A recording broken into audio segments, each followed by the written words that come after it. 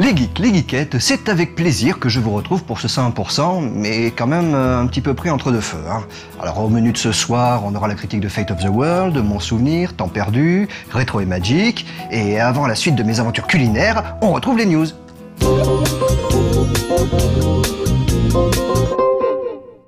Prévu pour le 10 août dans notre beau pays, l'adaptation en film du comic Green Lantern aura le droit à son jeu vidéo, comme tout bon blockbuster hollywoodien qui se respecte. C'est ainsi que Green Lantern, la révolte des Manhunters, sortira en France le 27 juillet sur PS3, Xbox 360, Wii, DS et 3DS. Le trailer illustre d'ailleurs cette version, qui devrait disposer des ajouts habituels comme la 3D. On vous conseille d'attendre les tests avant de vous ruer sur ce titre, le précédent jeu de super-héros, Thor, dieu du tonnerre, ne nous ayant pas vraiment laissé un souvenir impérissable. Gaijin Entertainment est un développeur bien connu pour ses simulations d'avions de grande qualité. À l'origine de IL-2 Sturmovik ou encore Wings of Prey, le studio connaît son sujet. Leur prochaine production sera à destination du XBLA et du PSN, si les revenus d'ici là, bien entendu. Birds of Steel est, comme souvent avec Gaijin Entertainment, un simulateur d'avion. Et s'il est aussi bon que leurs autres jeux, ça promet. Birds of Steel sortira courant 2012 sur Xbox 360 et PS3.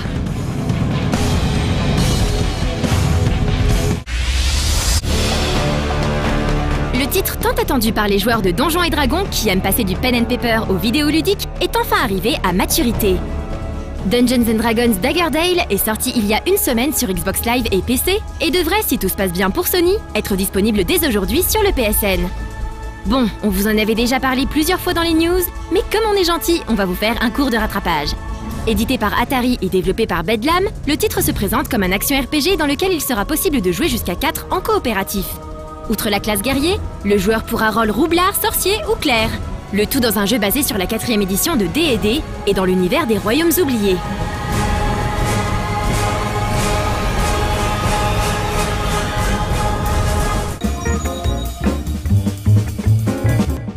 Oui, parce que moi, en fait, entre les news et la critique, chez moi, vu que le plateau, je sais de quoi ça cause forcément, et j'y suis dedans, ben hop, je file à la cuisine pour me préparer un bon petit repas, et comme ça, après 100%, je peux vite retourner jouer à Oblivion.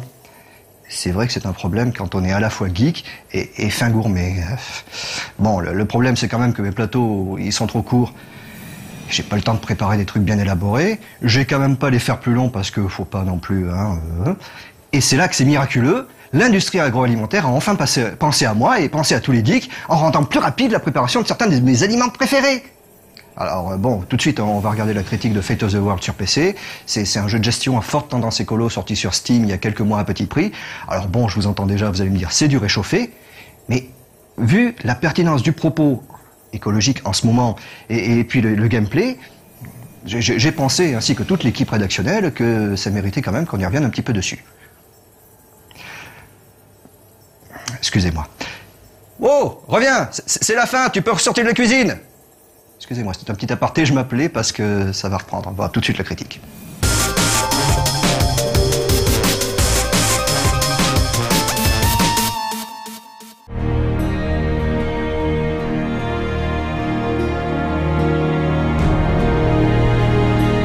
S'il y a bien un point sur lequel les joueurs de tout horizon sont d'accord, c'est qu'un bon jeu vidéo doit avoir comme condition sine qua non d'être amusant et agréable à jouer.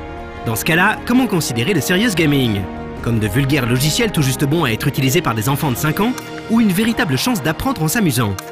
Red Redemption penche plus du côté de la deuxième solution. Ce studio britannique tente depuis des années de nous faire prendre conscience avec leurs jeux des changements climatiques et de leurs dangers tout en voulant nous divertir. La précédente tentative du studio se nomme Climate Challenge. Ce browser game, jouable sur le site de la BBC, la célèbre chaîne anglaise, vous met dans la peau d'un dirigeant européen devant réduire la pollution mondiale tout en s'attirant la sympathie de la population et des autres dirigeants. Loin d'être parfait et très limité, Climate Challenge bénéficia néanmoins d'un bouche à oreille favorable et posa les bases de Fate of the World. Sorti fin février sur PC au prix mini de 10 €, ce nouveau titre a été l'occasion pour Red Redemption de changer de registre. Loin d'abandonner le jeu de gestion ou son propos écologique, c'est dans le ton adopté qu'il faut voir une différence. On passe d'un serious game à un vrai jeu, enrichi du message emblématique du studio.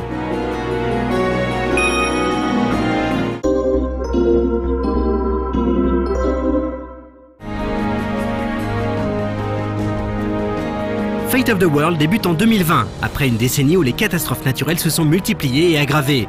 Les gouvernements ont unanimement décidé de faire quelque chose pour résoudre la situation. C'est ainsi que le GEO, Global Environmental Organization, fut créé. Cette instance est financée et soutenue par tous les pays, et ses décisions valent plus que celles des États eux-mêmes. Cela prouve bien la dureté de la situation. Fate of the World n'a pas de scénario à proprement parler. Il y a bien ce contexte propice à toutes sortes d'aventures, mais aucun fil rouge ne vous guidera lors de l'aventure. Toutes les missions débutent en 2020, chacune aura ses objectifs propres. Vous devrez souvent limiter le réchauffement climatique durant une période donnée, mais d'autres missions vous demanderont de réaliser des actions moins écologiques. Par exemple, dans All Fix It, le joueur doit faire atteindre des pics gigantesques à la production de pétrole. On atteint une sorte de point Godwin en un peu plus vert avec Dr Apocalypse, où le but, comme son nom le laisse entendre, est de rendre la Terre la plus invivable possible. Cet humour noir peut d'abord déstabiliser, mais il se marie très bien avec le reste du jeu.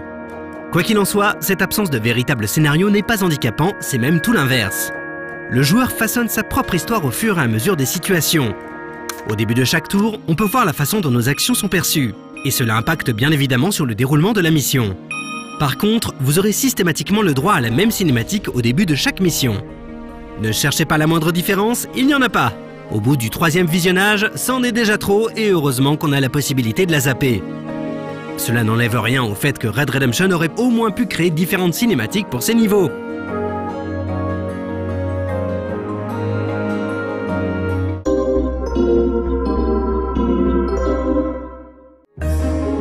La particularité de Fate of the World est d'axer ses mécaniques de jeu autour de la gestion de l'environnement.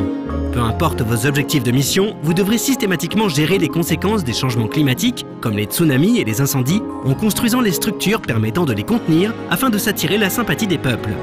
En effet, il est impératif d'obtenir le soutien des diverses populations pour continuer à jouer. Les agents que vous engagez, nécessaires pour jouer une carte, se feront tuer si la région est hostile à votre action, et le cas échéant, le GEO peut en être banni.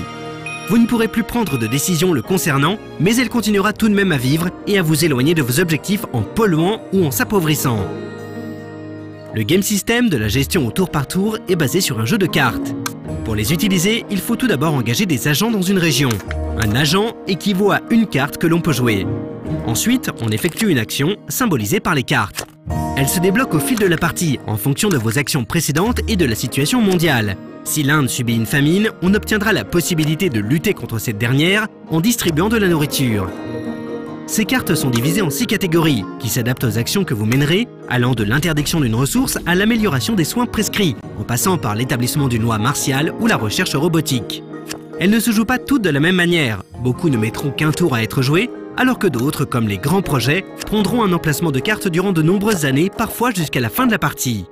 Ces cartes, bien qu'assez handicapantes à utiliser, sont extrêmement puissantes et changent radicalement la façon de vivre des populations, par exemple en plantant des éoliennes partout ou en imposant une nouvelle taxe. Toute la difficulté du jeu réside dans l'équilibre qu'il faudra trouver entre accomplir vos objectifs et satisfaire les besoins des populations. Adopter la politique de l'enfant unique aura beau faire baisser la population, les peuples mécontents auront vite fait de vous bannir de leur région. Et cette tâche sera loin d'être aisée, Fate of the World étant un jeu extrêmement dur, pardonnant rarement l'erreur. Il n'est pas rare de devoir recommencer une mission à cause des réactions en chaîne résultant de la perte d'une région. La quantité de données à gérer y est certainement pour quelque chose. Entre l'IDH, la production moyenne de telles ressources ou encore la répartition de la population au sein des différents secteurs d'activité, vous risquez de vous perdre. Heureusement, une petite encyclopédie regroupant l'ensemble des termes techniques et des cartes est disponible dans les menus. Un ajout salvateur sans lequel Fate of the World passerait de jeu très dur à torture impossible à terminer. Mais l'ajout de plusieurs modes de difficulté n'aurait pas été un mal. De nombreux joueurs n'arriveront pas à finir la première mission qui est censée être un tutoriel.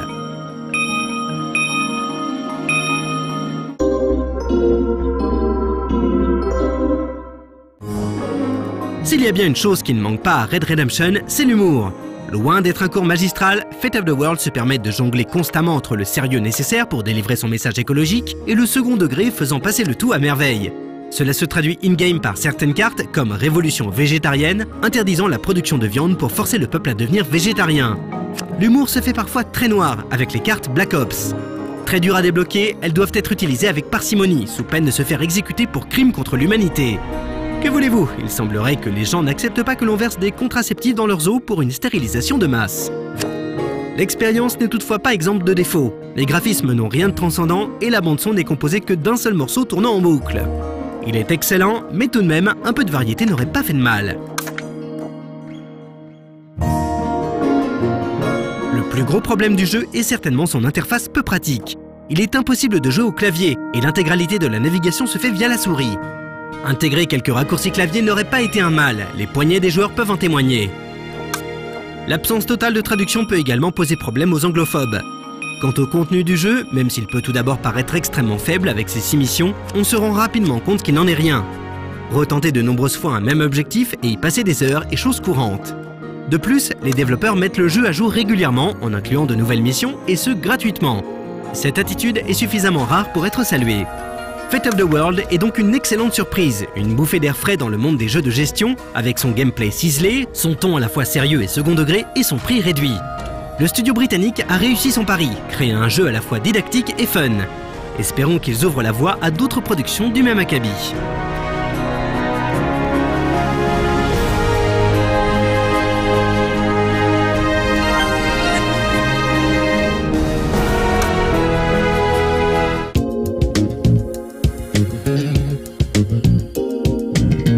En fait, tout a commencé quand ma maman, qui sait que j'aime bien le riz, a acheté du riz qui se cuit à la poêle. Bon, vous avez peut-être vu ça dans les pubs, ils ont pompé un petit peu les chaussettes qui parlent, ils font parler des maniques de cuisine. Et bon, ils ont fait ça en fait, du riz soufflé qui se cuit à la poêle, sans casserole d'eau, sans cuiseur à riz. C'est révolutionnaire, hein. Effectivement, je t'entends, petit spectateur au fond de ton canapé. Oui, ça ressemble bigrement à du riz pilaf, effectivement, hein. Voilà, c'était un bien beau souvenir de riz à la poêle, et maintenant on peut regarder le souvenir de jeux vidéo de UK, de Plugnet, et ça sera peut-être Cooking Mama.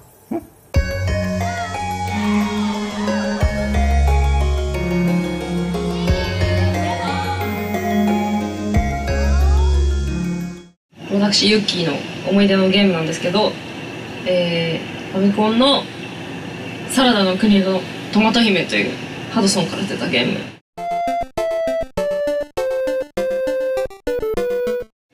小学校何年かな、3、4年ぐらいの時にお姉ちゃんと一緒にやっていて、で唐辛子の悪い人がいるんですけど、その人が水に生まれてすごい水部屋でなんか死ぬみたいなシーンだったかがあって、でその後だっけかなになんかもう超やばい怖い森の中に入るんですけど、その時の BGM がもうめちゃくちゃ怖くて、もう夜寝れないぐらいちょっと怖かった思い出があって、で年いってから実家に帰った時に一回やってみたんですよ。懐かしいなって言って、そしたらもう半日かからずにクリアしてしまったのでなんか子供の時は怖かったし難しかったけど、今だったらなんかこんな簡単だったんだっていう感じで、まあ子供の頃の楽しかったゲームのお話です。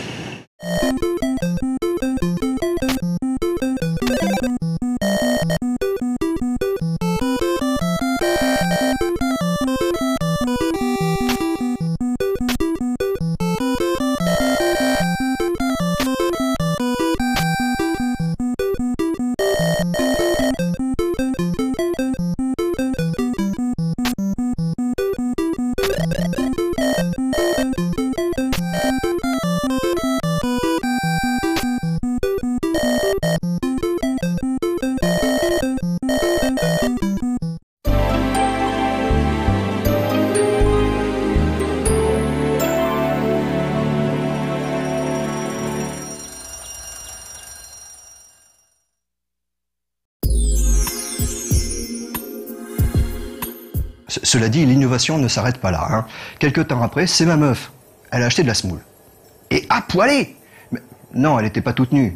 C'est de la semoule qu'on met dans la poêle. Alors, c'est la même chose que pour le riz. On met de l'huile à chauffer dans la poêle. On met la semoule dans l'huile. On fait revenir un peu. Et hop, on rajoute de l'eau. Et on fait cuire. Alors là, ma meuf, devinez ce qu'elle me dit. Elle me dit, oh! C'est exactement la même chose que la semoule à réhydrater. Vous savez, celle qu'il y a dans les boîtes de couscous, hein, celles qui sont bonnes comme là-bas. Mais en fait, c'est dans le désordre et en vachement moins pratique quand même. Et elle me dit en plus qu'elle perdait son temps.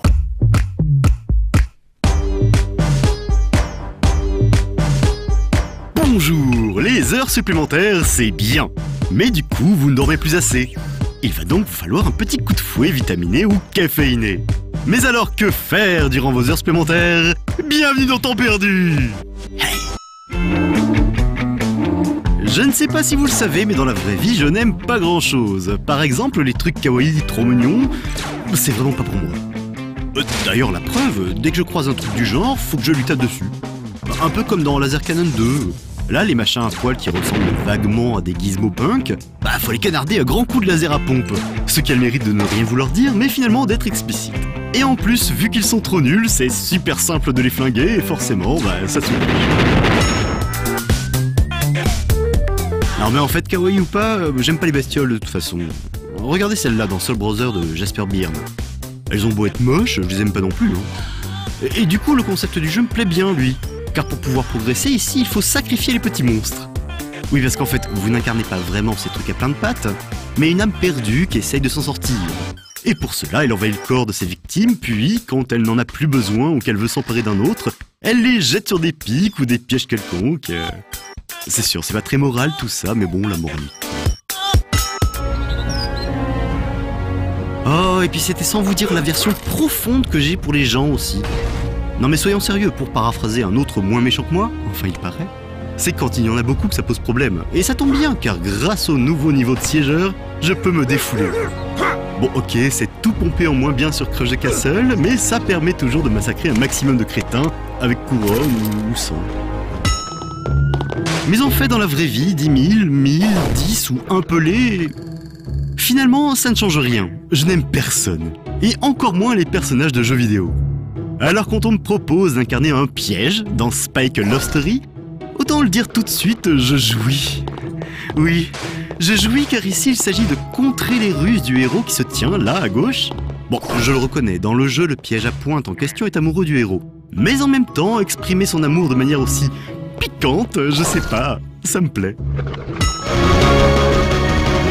De toute façon, je suis vénère, j'aime rien ni personne, alors je préfère flinguer tout et n'importe quoi. Et je me suis bien retrouvé dans le très nerveux Vital Bloodshed. Que ça rampe, court, tire, on fasse n'importe quoi, on le massacre, on l'éradique, on le pulvérise, on le ratiboise, on le pulpe. Et ici, des trucs à flinguer, il y en a un paquet, avec tout un tas d'armes, dans la joie et la bonne humeur. Que du bonheur pour moi, et du malheur pour ceux d'en face. Mais en même temps, vous savez, je ne suis pas le seul à haïr tout ce qui bouge. Ou pas d'ailleurs. Il y a les Angry Birds aussi. Que je déteste aussi, cela va sans dire. Parce que, faut bien le dire, ils ont réussi leur life bien avant d'arriver sur le net. Mais bon, eux, ils sont comme moi, ils n'aiment personne et surtout pas les cochons. Alors ça se passe comme Crush the Castle, il faut viser, tirer, et casser et flinguer tout ce que l'on pourra se mettre sous le piaf. C'est cool, en HTML5 et pour une fois, gratuit. Donc, autant faire comme moi, haïr la planète entière et éradiquer tout ce que l'on peut en un maximum de temps. Ce qui tombe plutôt bien d'ailleurs, car il ne faudrait surtout pas oublier que, pour gagner plus, jouer plus.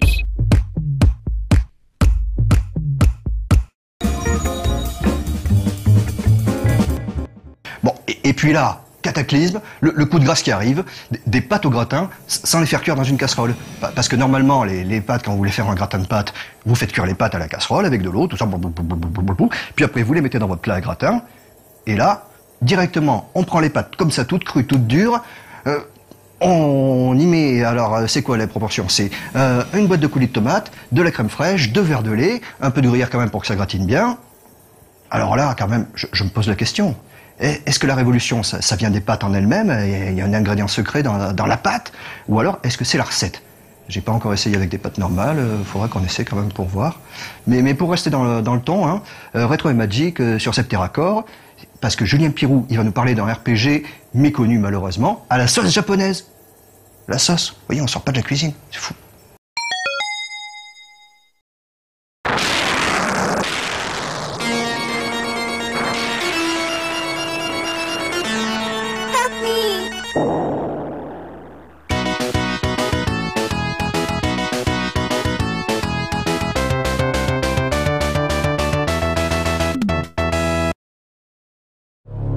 Ce n'est pas la première fois que l'on parle dans Retro & Magic d'un de ces RPG occidentaux, dont les développeurs étaient tombés amoureux du jeu de rôle à la japonaise suite au raz-de-marée Final Fantasy VII et avaient tenté d'en utiliser les codes.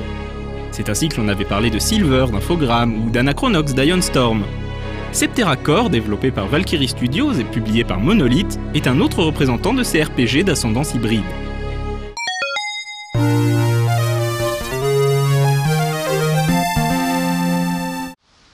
L'influence de Final Fantasy est difficile à rater dans Septerra Core. On dirige en effet un groupe de 3 personnages sélectionnés parmi 9, les combats se déroulent sous forme d'Active Time Battle, et l'on retrouve certains éléments récurrents de la série de Square, comme la présence d'un aéronef que l'on obtient au cours de l'aventure, et la possibilité d'avoir recours à des invocations. Même l'univers à mi-chemin entre cyberpunk et fantasy et le choix d'un style manga pour le character design, malheureusement pas très heureux, trahit les inspirations des développeurs.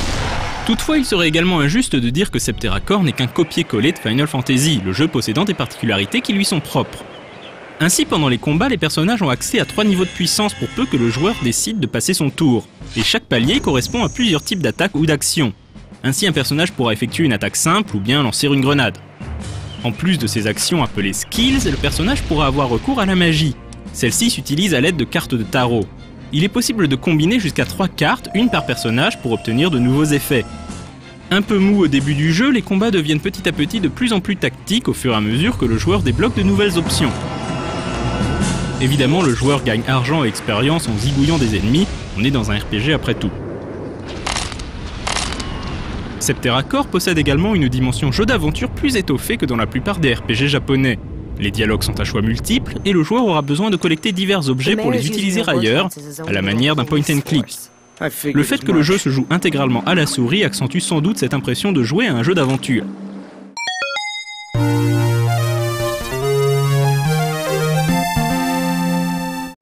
Graphiquement, le jeu est correct, mais rien de transcendant non plus.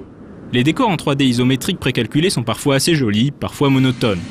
Mais le gros point fort de Septerra Core, ce n'est clairement pas son esthétique, mais bien son histoire. Le monde de Septerra fut façonné par un créateur divin sous la forme de 7 niveaux superposés, appelés les World Shells, en orbite autour d'un noyau censé recéler les clés du paradis. Le créateur a agencé le monde de telle manière que chaque siècle, les différents niveaux s'alignent de façon à ouvrir un passage vers le noyau, permettant à un mortel d'entrer au paradis pour devenir un dieu. Comme toujours dans ce genre d'histoire, un être maléfique nommé Gema a voulu mettre la main sur ce pouvoir, obligeant le créateur à dépêcher son fils, Marduk, pour l'arrêter. Marduk parvint à tuer Gema, et jugeant que le monde n'était pas encore prêt pour recevoir le don du créateur, décida de sceller le noyau à l'aide de clés.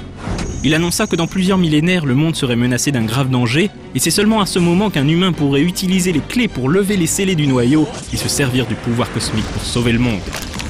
Quelques milliers d'années plus tard, les descendants de Marduk, se faisant appeler les élus, vivent dans l'opulence du Shell One, laissant le reste de la population de Septerra se débattre dans leurs ordures, à l'image de ce que les habitants de Zalem font subir aux habitants de la décharge dans le manga Gun. Doskias, un élu avide de pouvoir, fomente un coup d'état pour s'emparer des clés, persuadé d'être le sauveur annoncé par Marduk. Le joueur, quant à lui, incarne Maya, une jeune orpheline du Shell 2, dont la famille a été la victime collatérale d'une précédente querelle de pouvoir au sein des élus. Maya fait partie des Junkers, une population qui vit en recyclant les déchets abandonnés par les élus. Dans la plus pure tradition du genre, Maya et ses amis vont mettre des bâtons dans les roues de Doskias et de fil en aiguille, seront amenés à enquêter sur le mystérieux Legs du créateur. Évidemment, le scénario du jeu, sans être extrêmement original pour qui connaît les poncifs du RPG, ne serait pas devenu culte auprès des fans s'il n'avait pas quelques surprises en réserve que l'on ne spoilera pas ici.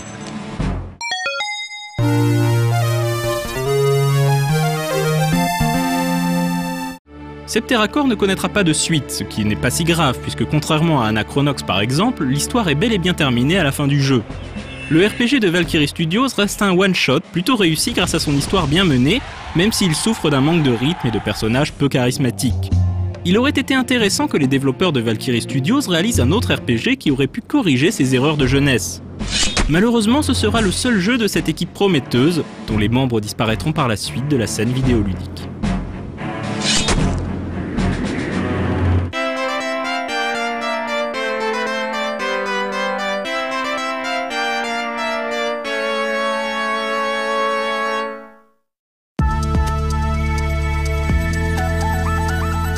Et voilà mes geeks et mes geekettes, c'était la fin de cette compilation des 1 an de 101%. Alors bon, il y en a eu quand même des trucs extraordinaires, hein. Souvenez-vous tous ces déguisements, le retour de Davy quand même. Et bon, ça m'a fait super plaisir et je suis encore plus fier de faire la conclusion de ce best-of des 101%. Voilà, donc je vous fais des gros bisous.